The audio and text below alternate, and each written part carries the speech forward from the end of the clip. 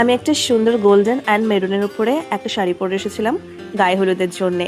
এখানে এসে জানতে পারলাম যে আমাকে এও হতে হবে বিয়ের, তাই জন্যে আমাকে সর্দি এই শাড়িটা গিফট করেছে। এই শাড়িটা কিন্তু খুব সুন্দর দেখতে, পুরো ইয়েলো অ্যান্ড রেডের উপরে। কিন্তু আমার চেঞ্জ করতে করতে কিন্তু এদিকে গায়ে হলুদ এসে গেছে, গায়ে হলুদের তত্ত্বও এসে গেছে।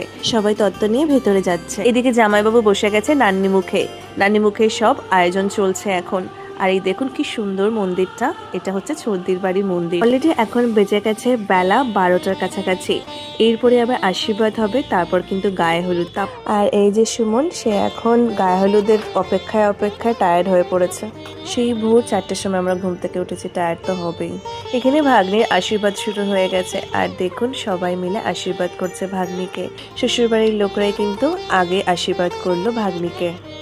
এই ছোট ছোট ক্লিপসে আমি নিতে পেরেছি ভাগ্নির বিয়েতে, যেইটুকুনি নিতে পেরেছি সেইটুকুনি আপনাদের সাথে শেয়ার করলাম।